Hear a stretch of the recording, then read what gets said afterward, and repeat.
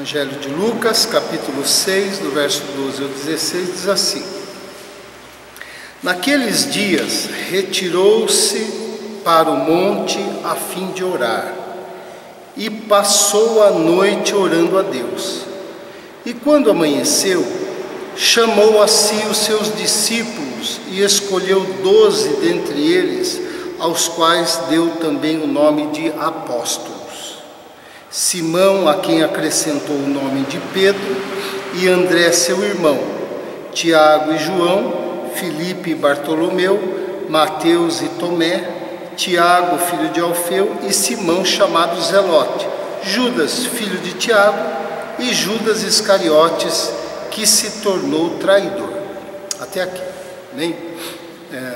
Depois aqui de uma noite de oração, Jesus escolheu discípulos, né, para estarem mais perto dele.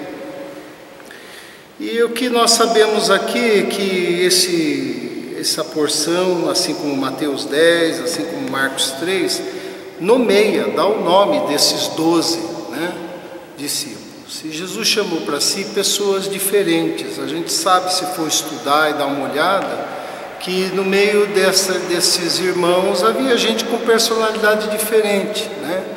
Você tinha pessoas assim mais esquentadas, né? Filhos do trovão. Você tinha pessoas amorosas, mais tranquilas. Você tinha pessoas ambiciosas aqui no meio, né? Cada um com a sua personalidade, cada um com o seu jeito. E com isso, o que a gente percebe é que Jesus, Ele é o Deus de todos nós, assim como nós somos diferentes uns dos outros e também fomos chamados por Ele, né? Aqui nós temos o nome de 12, mas quantos nomes cabem como discípulos de Jesus, cada um com a sua personalidade, cada um diferente um do outro, e é nele que as diferenças se unem, e é nele que aquilo que em nós precisa ser mudado é transformado, né? Então ele nos criou assim diferentes, somos corrigidos nele e nos unimos em torno dele. Por isso que é possível ser diferente, mas sermos um, estarmos juntos. É em Cristo somente, né? E eu estou falando isso porque me chamou a atenção um discípulo que é conhecido assim de uma maneira assim um tanto quanto pejorativa, né? Quando você ouve falar do nome de Tomé, logo a gente já imagina numa pessoa incrédula, né? Mas eu acho que isso não é justo para com Tomé, né? A gente vai ver nessa noite, por exemplo, que Tomé tem bons exemplos para a gente. Que Tomé não foi só aquilo que a gente acha. Tomé não creu quando Jesus ressuscitou, queria tocar do lado, nas mãos, né? Mas Tomé, essa foi uma circunstância da vida dele. Tomé era muito mais do que isso, né? E nós vamos aqui ver alguma coisa. Primeiro, o nome dele, né? Tomé, ele vem do aramaico, né? Que podemos falar Tomás, né?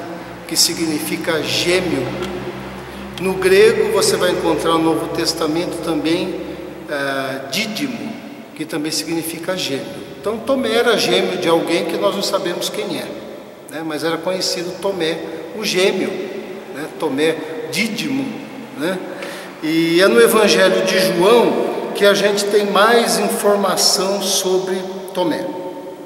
E a primeira passagem, só para você registrar aí, é João capítulo 11, do verso 6 ao 16, é aquela passagem em que Jesus recebe a notícia de que Lázaro estava enfermo. As irmãs de Lázaro mandaram avisar Jesus, Jesus não estava ali perto, estava em outra região, e informam a Jesus que quem ele amava estava enfermo. Depois, Jesus se demorou 2 dias no local antes de ir na direção de Lázaro, e a notícia já mudou. Lázaro morreu. E Jesus disse para os discípulos para voltarem para a Judéia com ele, porque ele iria até onde Lázaro estava. Aí os discípulos dizem assim para Jesus: Jesus, mas o senhor sabe que lá na Judéia quase que te apedrejaram Como que o senhor vai voltar para lá? E ele disse que não, que era necessário, que ele se alegrava pelo fato dos discípulos que estavam com ele terem que voltar nesse momento num reencontro com Lázaro morto. E aí Tomé diz algo assim, que é uma lição para a gente. Tomé vira para os discípulos, para os seus irmãos ali, companheiros, e diz assim: vamos junto com o mestre para morrer com ele. Ele não faz uma pergunta, ele faz uma afirmação para os discípulos, né? Diz assim: vamos junto com o mestre, vamos junto com Jesus para lá para morrer com ele. E isso mostra uma dedicação de Tomé, né? Ele não questionou, ele não fugiu, ele não desencorajou, ele não deu uma outra ideia. Ele diz: não, vamos lá, né? Se o Senhor vai morrer lá, nós vamos morrer junto. E aí o que a gente pode tirar de lição para a nossa vida é como é que está a nossa caminhada, a nossa dedicação ao Senhor Jesus. É claro que nenhum daqueles discípulos, depois lá no Evangelho de Lucas, né, vai dizer que na crucificação os discípulos acompanharam aquela cena de longe, inclusive Tomé. Mas nesse momento, Tomé mostra uma dedicação, porque ele sabia do risco que os discípulos e que Jesus correriam ao voltar para aquela região, mas assim mesmo ele está pronto para fazer isso, né? Então, como é que está a nossa dedicação? Porque as pressões da vida, as nossas dificuldades, fazem muitas vezes a gente vacilar na nossa dedicação. A pressão das circunstâncias, as dificuldades que a gente passa, fazem a gente vacilar, porque nós somos tentados, nesse processo, a escolher o caminho mais curto, o caminho que doa menos, né? O caminho que às vezes para nós parece ser o mais vantajoso. As pressões mexem um pouco com o nosso pensamento, com as nossas decisões. E aí a gente, somado às nossas emoções e a pressão que a gente está sentindo, muitas vezes a gente vacila na fé. Os discípulos que sempre caminharam com Jesus, inclusive Tomé, lá em Lucas 23, no momento da crucificação todos se afastam, abandonam Jesus, acompanham de longe, parece que um pouco resguardados de quererem se identificar com ele naquele momento tão crítico, né? Vacilaram, né? Por causa da pressão que estavam recebendo. Mas Tomé nesse momento mostra uma firmeza que é um exemplo para a gente, né? E aí como é que está essa nossa firmeza com relação ao Senhor? Uma outra passagem está lá em João capítulo 14, que Jesus está celebrando a Páscoa, está lá no cenáculo, e Jesus está falando que ele iria para algum lugar, e insinua que os discípulos sabiam para onde ele ia, né? Aonde eu vou, vocês sabem. E aí Tomé dá um outro bom exemplo para a gente, né? Embora ele mostrou lentidão e ignorância com relação ao assunto, ele fez uma coisa elogiosa. Quando Jesus disse assim: vocês sabem para onde eu vou? Tomé disse: Senhor, não sabemos, eu não sei para onde o Senhor vai. Para onde o Senhor vai? E desta pergunta, fruto da coragem de Tomé de apresentar a Jesus a ignorância dele, dizer: eu não sei para onde o Senhor vai, Jesus faz aquela declaração: eu sou o caminho, a verdade e a vida, ninguém vem ao Pai se não for por mim, porque Jesus estava dizendo: para onde eu vou para o Pai. Mas nós temos o fruto dessa revelação e desta fala de Jesus, porque Tomé fez a pergunta, teve a coragem de dizer: eu não sei para onde o Senhor vai. E daí Jesus vem falando um monte de coisa: na casa de meu pai há muitas moradas, se não fosse assim eu não teria dito a vocês, né? E para onde eu vou preparar lugar para vocês, para depois eu vir buscar vocês, estarem comigo. Daí ele fala: Senhor, para onde o Senhor vai? Aí ele faz essa declaração, Jesus. E a lição para a nossa vida é: se nós temos tido coragem de apresentar a nossa ignorância para Deus, de chegar para Deus e dizer: Senhor, eu não sei isso, eu não entendo o que está acontecendo, Mesmo crendo no Senhor, mas mesmo diante da fé, não ficar agindo com Deus como se a gente soubesse o que está acontecendo. Chega para o Senhor e já diz: eu não sei, eu não estou entendendo. Assim como precisa de humildade também para a gente reconhecer a nossa ignorância diante das pessoas. A gente dizer para alguém alguma coisa que a gente foi questionado ou foi colocado numa situação, diz: não, eu não sei como é que faz isso, eu não sei lidar com isso. Isso parece muito simples, mas a gente tem dificuldade de fazer isso. Muitas vezes até mesmo numa conversa onde uma pessoa se apresenta bem informada, a gente quer mostrar que a gente não está desinformado. E às vezes a gente está viajando no assunto, nem sabe direito daquele assunto, mas a gente não admite de dizer assim: olha, eu não sei o que está acontecendo, eu não sei esse assunto que você está dizendo. É ou não é? Então falta em nós muitas vezes humildade. Agora, às vezes a gente procede assim com Deus, mostrando para Deus como se a gente entendesse o que fazer, entendesse o que está acontecendo, entendesse por que Deus está agindo daquela forma, quando na verdade a gente não está entendendo. A gente tem que chegar aqui nem Tomé e dizer: Senhor, eu não sei para onde tu vais, Senhor, eu não sei o que o Senhor está fazendo. Porque nesta franqueza e nessa sinceridade, Tomé abriu a oportunidade para aprender. E ele aprendeu. E nós aprendemos porque Tomé perguntou. E a gente ganhou essa declaração de que Jesus é o caminho, a verdade, a vida, e de que ninguém vai ao Pai se não for através dele. Então a coragem de apresentar nossa ignorância, seja diante de quem for. Ignorância nesse sentido, de não conhecer a respeito daquele assunto. Então, outro texto importante, João 20, do 24 ao 29, aquela cena que depois Jesus morreu, daí Jesus ressuscitou. E quando os discípulos se trancaram no aposento com medo dos judeus, diz o texto, estava ali, eles estavam ali com medo de saírem, ficaram no estado de reclusão, Jesus aparece no meio deles e diz assim: paz seja convosco. Só que Tomé não estava lá. Tomé não estava.